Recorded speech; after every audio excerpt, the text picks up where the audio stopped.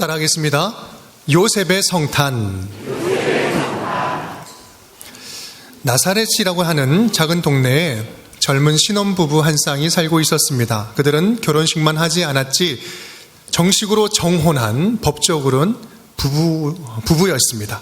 그들이 살던 당시 결혼 풍습을 보면 정혼을 한 신랑과 신부는 바로 함께 살지 아니하고 1년간 떨어져 살게 되어 있었습니다. 그 기간을 정혼 기간이라고 하는데, 신랑은 그 기간 동안에 신혼집을 잘 준비하였고 신부는 신부 수업을 받는 기간이었습니다. 서로의 순결과 도덕성을 잘 확인하는 그런 기간이기도 했습니다. 그런데 그 기간에 충격적인 사건이 벌어집니다. 신부가 될 여인이 임신을 한 것입니다. 잠자리를 하지 아니한 이 예비 신랑에게 있어서는 청천벽력과 같은 큰 충격적인 일이 아닐 수 없었습니다. 그 충격받은 사람의 그 주인공은 바로 예수님의 아버지 요셉이었습니다. 오늘은 요셉 이야기를 함께 나눠보고자 합니다. 성탄을 함께 맞이하면서 이야기를 나눌 때 마리아에 대해서 참 많이 이야기를 합니다. 그리고 또 동방박사 목자들의 이야기들은 많이 하지만 이 요셉에 대해서는 우리가 참 많이 다루지 않는 모습을 보게 됩니다. 그런데 요셉은 정말 이 성탄에 있어서 중요한 인물입니다. 오늘 이 요셉의 이야기를 통해서 우리는 어떻게 예수님을 맞이해야 될 것인지, 성탄을 준비하는 우리의 마음은 어떤지 이 요셉의 이야기를 통해서 주님의 음성을 들을 수 있기를 주님의 이름으로 축원드립니다. 첫째로 따라하겠습니다. 자기를 포기함으로. 성탄을 맞이하는 요셉의 첫 번째 반응은요, 바로 포기함이었습니다. 우리 19절 말씀 우리 함께 읽겠습니다. 그의 남편 요셉은 의로운 사람이라 그를 드러내지 아니하고 가만히 끊고자 하여. 그렇습니다. 요셉의 입장에서 볼 때 마리아의 임신은 충격 그 자체였습니다. 요셉은 이해가 되지 않았어요. 마리아를 극진히 사랑합니다. 믿고 싶었습니다. 하지만 마리아의 임신을 그렇게 쉽게 용납하거나 받아들일 수가 없었습니다. 요셉은 고민이 깊어졌어요. 마리아를 너무나 사랑하지만 이 사실이 알려지면 유대 율법에 따르면 돌로 쳐서 죽여야 되는 그런 심각한 범죄를 저지른 것이었기 때문입니다. 우리 신명기 22장 22절 말씀, 어떤 남자가 유부녀와 동침한 것이 드러나거든 그 동침한 남자와 그 여자를 둘 다 죽여 이스라엘 중에 악을 제할지니라. 이 율법의 근거에서 말씀대로 살아가는 이 유대인들에게 있어서 굉장히 심각한 범죄가 이루어진 것입니다. 이러지도 못하고 저러지도 못하는 상황, 결혼을 앞둔 예비 신랑으로서 얼마나 가슴이 찢어지는 일이었겠습니까? 사실 가진 것 하나도 없는 이 시골 청년에게 있어서는 사랑하는 여인은요, 그의 삶의 전부였습니다. 꿈의 전부였습니다.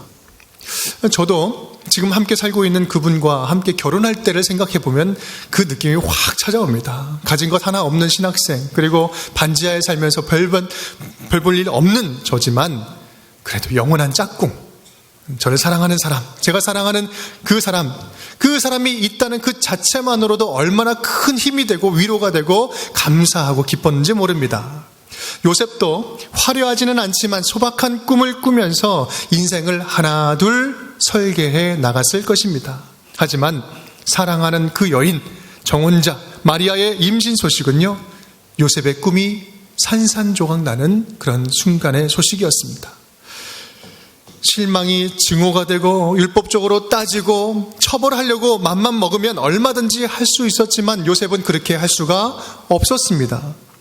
요셉은 마리아와 그 뱃속의 아이를 살리기 위해서 결국 모든 자기의 꿈과 자기의 권리를 내려놓고 조용히 끊고자 했습니다. 끊는다는 것은 무엇을 의미합니까? 아내를 포기하는 것이고요, 내가 그렇게 꿈꾸었던 그 사랑을 포기하는 것이고, 소박한 가정을 이루는 그 꿈을 포기하는 것이고, 미래를 포기하는 것이고, 내가 가지고 있는 모든 권리를 다 내려놓고 포기한다는 것입니다. 이것이 바로 요셉이 아기 예수의 탄생을 맞이하는 첫 번째 반응이었습니다. 바로 포기함이었습니다. 만약에 요셉이 그 사실을 사람들에게 밝히고 막 알렸다면 어떠한 일이 벌어졌을까요? 어떠한 사람도 어느 누구도 요셉을 비난하지는 않았을 것입니다. 요셉을 정죄하거나 비난하지 않아요. 왜냐하면 요셉에게는 잘못이 없기 때문에. 요셉은 새로운 여자를 만나서 새 장가 들면 그만입니다. 하지만 마리아는요, 죽었을 것입니다. 그리고 마리아 뱃속에 있는 아이도 죽었을 것이고, 무엇보다 더 중요한 것은 메시아, 이 땅을 구원할 메시아를 아기로 보내시는 하나님의 그 놀라운 비밀과 같은 그 계획은 한순간에 물거품이 되어 버렸을 것입니다. 요셉은 가만히 끊고자 했어요. 모든 권리를 포기하고 자기가 조용히 손해보는 일을 선택을 한 것입니다. 요셉은 자기를 포기함으로 마리아를 살렸고요, 아이를, 그 뱃속의 아이 예수 그리스도를 살렸고, 무엇보다 중요한 것은 하나님의 뜻과 계획을 살렸고요, 하나님의 역사를 이어가는 거룩한 도구가 될 수 있었습니다. 예수님은 요셉의 그 포기하는 영성 위에 찾아오신 것입니다. 그렇습니다. 우리 예수님께서는 우리가 우리 자신을 내려놓는 그 자리에 주님께서는 찾아오십니다. 우리는 때때로 예수님을 모시면서 살기 위해서 많은 것들을 포기해야 되는 순간들이 찾아오기도 합니다. 쉬운 예로 보면요, 우리 열심히 새벽 기도 안 빠지고 나가려고 하면 어떻게 해야 됩니까? 일찍 자는 습관을 들여야 돼요. 밤에 찾아오는 그 야식의 유혹, 밤만 되면 그 배가 꼬록꼬록거리고 맛있는 그 야식의 유혹을 우리는 뿌리쳐야 합니다. 늦게 자는 습관을 버려야 되죠. 포기해야 되죠. 제가 어렸을 때 주일학교 예배를 드리려면 정말 힘든 포기가 있었습니다. 꼭 왜 재미있는 만화 영화는 주일 아침에 하는지, 은하철도 999, 굿세어라 캔디, 뭐 그런 영화들은요 꼭 주일 아침에 합니다. 그것을 과감하게 포기해야지 예배를 드릴 수 있어요.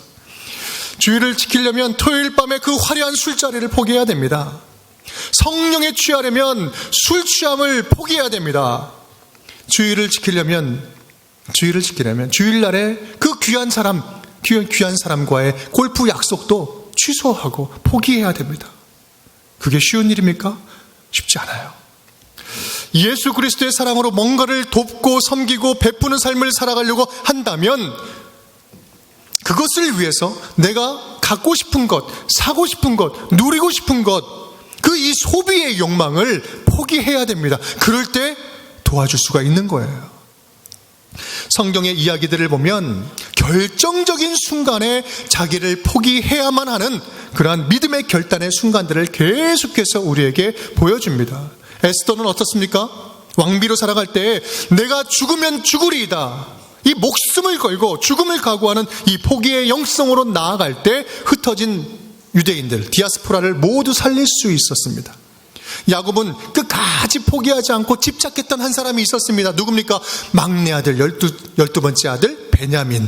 이 아들만큼은 내가 절대로 보낼 수 없다라고 끝까지 집착하고 있었죠. 그런데 마지막에는 내가 아들을 잃으면 잃으리이다, 포기합니다. 그때부터 야곱 가문의 회복이 시작되는 거예요. 아브라함은 어떻습니까? 모리아산에서 사랑하는 아들 이삭을 포기하고 칼을 들어서 내려찍는 그 순간 하나님께서는 그 마음의 전부를 보시고 진짜 믿음의 조상이다, 너의 믿음을 내가 인정한다 라고 인정하셨습니다. 바울은 어떻습니까? 그 안에 몸에 수치스러운 병이 있었어요. 간질병이라고 이야기를 하죠. 저 사람도 창피하고 나도 창피하고 이거 없었으면 좋겠는데 간절한 마음으로 주님께 붙잡고 나아가서 기도할 때 주님께서 뭐라 말씀하십니까? 네 은혜가 내게 족하다. 그 말씀을 듣고 병 고침 받기를 포기합니다. 오히려 이 연약함을 붙잡고 나는 날마다 죽노라, 나의 육신의 연약함을, 정과 욕심을 십자가에 못 박고 나의 삶을 주님께 드립니다. 나아갈 때 거룩한 주님의 대사되어 전도자로 설 수 있었던 것입니다. 하나님은 내가 나를 포기하는 그 자리에, 그 순간 주님께서는 그때부터 그곳에서 역사하시기 시작하십니다. 그런데 여러분, 우리가 여기서 오해하지 말아야 될 것이 있습니다. 포기하라 이야기하니까 그냥 모든 것들을 자포자기하고 인생 포기하고 희망을 버려버리고 좌절하는 포기, 지금 이것을 이야기하는 것이 결코 아닙니다. 내 안에 계신 예수 그리스도께서 마음껏 일하시지 못하도록 붙잡고 있는 나의 생각, 나의 의지, 나의 욕심, 나의 주인됨, 끝까지 고집 부리고 있는 놓지 못하는 나의 집착들, 결코 포기할 수 없는 나의 욕심들, 주님께서 마음껏 일하시지 못하도록 그 주인된 자리에 차지하고 있는 나의 주인됨, 그것을 포기하고 주님 앞에 내려놓으라는 말씀입니다. 성경은요, 네 인생은 네 것이 아니야. 네 인생의 주인된 자리는 오직 예수 그리스도 한 분이야. 주인께서, 예수님께서 자리할 수 있도록 네가 왕관을 쓰고 그 자리에 있느냐? 그러면 너 내려오라. 네 자리를 포기하는 그 순간 그 왕좌에서 예수 그리스도께서 너를 통치해 가실 것이다 말씀하시는 겁니다.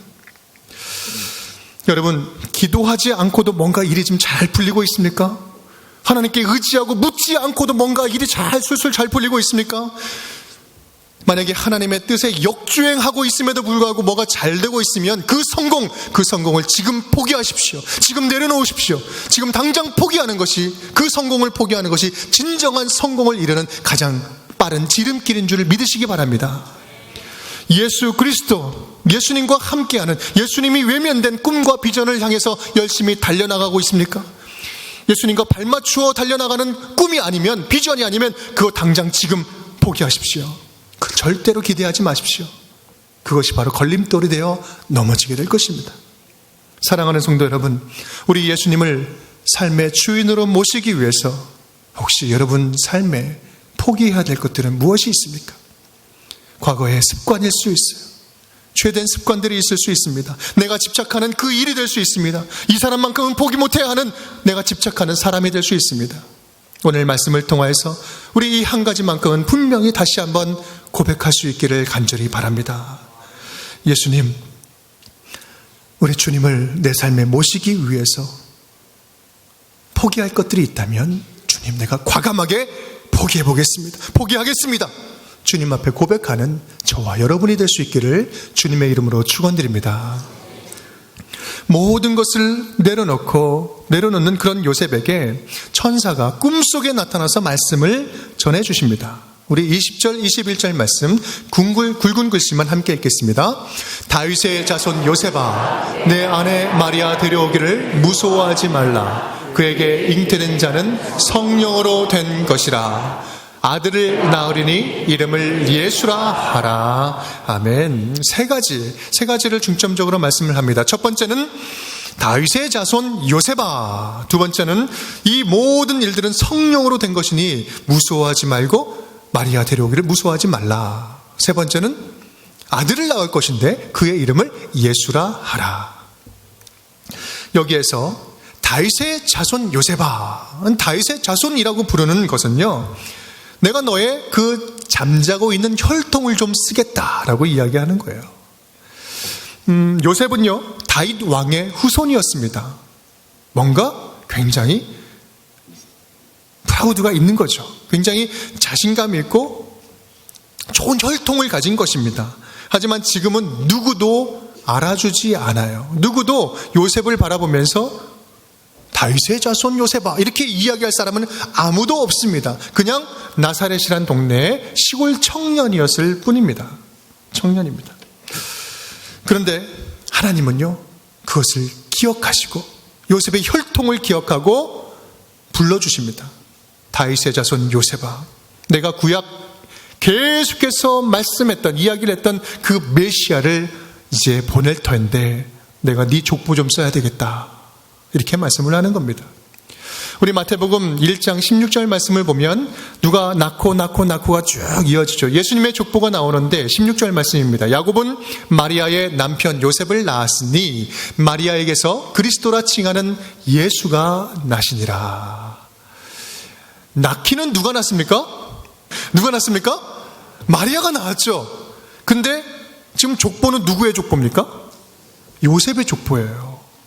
우리는 예수님께서 성령으로 잉태되어서 동정녀 마리아에게서 나시고 이 이야기를 하니까 이 마리아만 필요하다고 생각하는 경우들이 좀 있을 수 있습니다. 하지만 절대 아닙니다. 지금 하나님의 뜻을 이루는 데 있어서는요, 이 약속이 성취되는 데 있어서는 혈통이 필요했습니다. 그리고 부부가 필요했습니다. 하지만 잠자리는 아직 하지 않은 부부가 필요했던 거예요. 순결한 처녀의 몸이 필요했고요. 의로운 아버지가 필요했습니다. 그것은 바로 마리아와 요셉이었던 것입니다. 하나님은 시골 동네 아무도 주목하지 않는 이 두 사람을 집중적으로 바라보고 계셨습니다. 그리고 성령께서 일하시기 시작하신 겁니다. 이 일은 성령이 하시는 일이니 마리아 데려오기를 두려워하지 말라, 무서워하지 말라. 아들을 낳을 것이니 이름을 예수라 하라. 그는 메시아다. 그는 메시아다. 이 말을 들은 요셉의 마음은 어땠을까요? 그토록 우리가 기다려왔던, 우리 민족이 기다려왔던 이 메시아가 온다. 너무나 감격적인 것입니다. 하지만 그런데 그 메시아가 내 아들로 온다는 거예요. 이것을 어찌 해야 됩니까? 아들로 돼야 됩니까? 메시아로 돼야 됩니까? 그의 마음은 굉장히 혼란스러웠을 것입니다. 세상을 다스릴 그 왕이 아기로 온다는 것도 신비할 뿐만 아니라 자기처럼 아무것도 가질 것 없는, 그런 보잘것없는 시골의 청년에게 온다는 사실, 과연 이것이 가능할 것인가? 라고 생각했을 수 있습니다. 여기서 우리는 요셉의 두 번째 반응을 발견할 수 있습니다. 우리 24절 말씀 다 함께. 요셉이 잠에서 깨어 일어나 주의 사자의 분부대로 행하여 그의 아내를 데려왔으나. 네, 두 번째 반응은요, 자기를 드림으로. 따라하겠습니다. 자기를 드림으로. 네. 잠에서 깨어난 요셉은 일어나자마자 즉각적으로 순종을 합니다. 즉각적으로 반응하죠. 말씀대로 합니다. 중간에 어떤 고민도 하지 않습니다. 다른 생각이나 판단, 행동의 여지가 없습니다.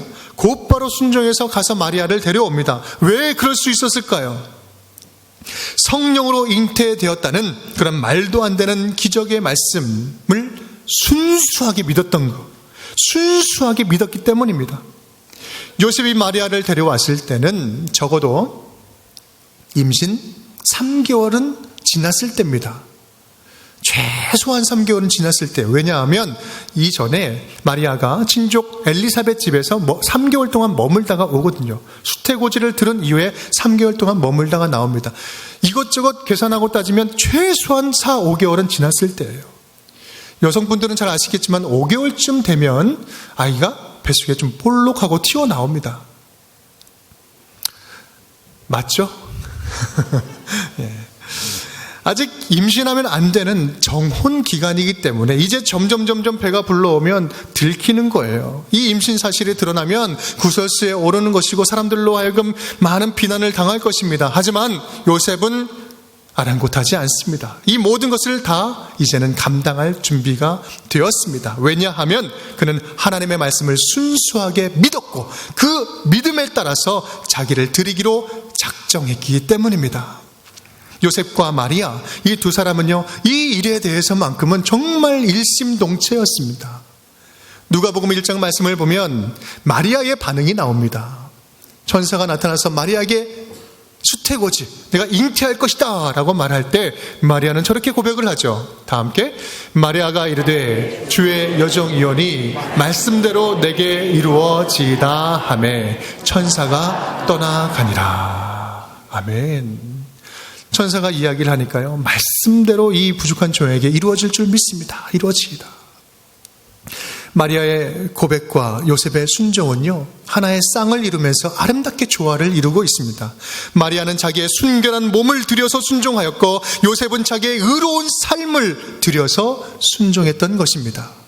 마리아와 요셉은 자신들의 전부를 다 드림으로 성탄 예수를 맞이했던 것입니다. 주님, 나의 몸 그리고 나의 마음, 나의 인생을 주님께 다 드리오니 주님 마음껏 써주시옵소서. 내게 주어진 이 길은 결코 평탄한 길이 아닐 줄 압니다. 내가 알지만 그럼에도 주님께서 원하시면 내 몸과 마음을 드릴 테니 주님 마음껏 사용하여 주시옵소서. 수치를 당한다 할지라도, 또 비난을 당한다 해도, 때로는 물질의 손해가 찾아오고 목숨의 위협이 찾아온다 할지라도 주님 개의치 않겠습니다. 주님께서 써주시는 것이 얼마나 감사한지 주여 드리오니 주여 마음껏 써주시옵소서. 사랑하는 성도 여러분, 오늘 성탄을 준비하는, 성탄을 맞이하는 우리 모두가 주님, 부족하지만 내가 뭔가 위대한 것을 줄 수 있어서, 드릴 수 있어서 드리는 것이 아니라, 내가 가진 것이 없지만, 부족하고 나는 아무것도 없지만 주님께서 바라시고 쓰신다면 나의 생각을, 나의 몸과 마음을, 나의 경험과 열정을, 나의 지식과 시간과 나의 건강을 주님께 드리오니 주님 마음껏 사용하여 주시옵소서. 주님께 고백하며 드리는 저와 여러분이 될 수 있기를 주님의 이름으로 축원드립니다.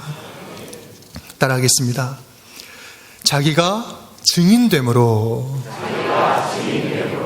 25절 말씀 우리 함께 읽겠습니다. 아들을 낳기까지 동침하지 아니하더니 낳음에 이름을 예수라 하니라. 아멘. 요셉은 아기 예수를 낳기까지 동침하지 않았습니다. 요셉이 왜 동침하지 않았을까요? 여기에는 분명한 의도가 있었습니다. 아기 예수는 분명하게 동정녀에게서 태어나셨다는 사실, 이것을 몸소 증거하기 위해서 그는 동침하지 않았습니다. 동정녀란 무엇을 말합니까? 남자를 알지 못하는 여인, 처녀를 이야기합니다. 이 동정녀 마리아를 누가 끝까지 옆에서 지켜줍니까? 요셉이 지켜주는 거예요. 요셉이 그 사실을 지켜주는 것입니다. 만약에 요셉이 마리아와 동침했다면 어떤 일이 벌어졌을까요? 예수 그리스도의 동정녀 탄생설은 한순간에 무너졌을 것입니다. 그는 성령으로 잉태되어 동정녀 마리아에게서 나시고, 어떤 고백입니까? 사도신경의 우리의 고백, 우리가 고백하는 믿음의 신조 아닙니까? 예수님이 동정녀에게서 탄생했다는 사실은 기독교 교리의 핵심 중에 핵심입니다. 이 죄로 가득한 이 세상을 구원하시기 위해서 하나님께서 이 땅에 내려오시기 위하여 택하신 그 몸, 택하신 방법은 이 처녀의 몸을 빌어서 죄가 없으신 하나님께서 오시기 위한 선택했던 방법이 바로 동정녀에게서 태어나는 것이었습니다. 이것은요, 단순한 기적사건이 아니라 하나님께서 구약의 말씀을 통해서 계속해서 말씀 주셨던 그 언약의 약속의 성취였던 것입니다. 22절 23절 말씀, 이 모든 일이 된 것은 주께서 선지자로 하신 말씀을 이루려 하심이니 이르시되 보라 처녀가 잉태하여 아들을 낳을 것이요 그의 이름은 임마누엘이라 하리라 하셨으니 이를 번역한즉 하나님이 우리와 함께 계시다 함이라. 아멘. 이사야의 말씀입니다. 나의 사랑하는 아내, 나의 사랑하는 마리아, 처녀 마리아가 낳은 아기는 분명히 메시아입니다. 확실한 하나님의 아들이요 언약을 성취하신 하나님이십니다. 이 사실을 못 믿겠습니까? 증거가 필요합니까? 그러면 나한테 오십시오. 내가 증인입니다. 내가 증인이요. 세상 앞에서, 불신 앞에서 요셉은 당당하게 증인으로 서고 있는 것입니다.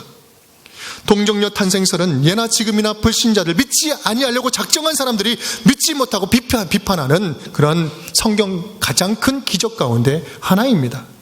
기독교 역사 이래로 끊임없이 비판을 받아왔고 의심을 받아왔고 지금도 믿지 않는 사람들이 핑계를 대며 교회에 나오지 않는 이유로 하나 들고 있는 것이 바로 이 동정녀 탄생의 이야기입니다. 그러하기에 하나님께서는 요셉을 이 성경의 이야기 가운데 증인으로 우리에게 남겨두지 않았습니까? 우리 또한 불신으로 가득한 이 세상 속에 예수 그리스도의 증인으로 주님께서 이 자리에 불러주신 것 아니겠습니까? 요셉의 성탄은요, 이 요셉의 성탄은 증인됨의 성탄입니다. 예수님의 오심을 기뻐하면서 그 기쁨이 다른 사람들의 기쁨이 아니요 너와 나의, 그리고 내 안에서 꿈틀꿈틀거리는 예수 그리스도의 살아계신 그 놀라운 능력과 사랑으로 말미암아 내가 기뻐할 수밖에 없고 증거할 수밖에 없는 그 놀라운 진리로 가득 차는 계절, 이것이 바로 성탄절이 우리에게 주시는 의미입니다. 누가 뭐라 한다 하더라도 적극적으로 예수 그리스도를 증거하고 예수님을 나누고 예수의 사랑을 함께 알리고 누리고 함께 즐거워하는 절기, 그것이 바로 이 성탄절인 것입니다. 그리고 그분의 사랑을 함께 나누는 계절이 바로 성탄절인 것이죠. 오늘 요셉의 이야기를 들었습니다. 우리가 맞이하는 성탄이 요셉이 맞이한 성탄처럼 자기를 포기하고 나를 드림으로 오직 예수 그리스도만 드러내고 자랑하는 귀한 성탄절이 될 수 있기를 주님의 이름으로 축원드립니다.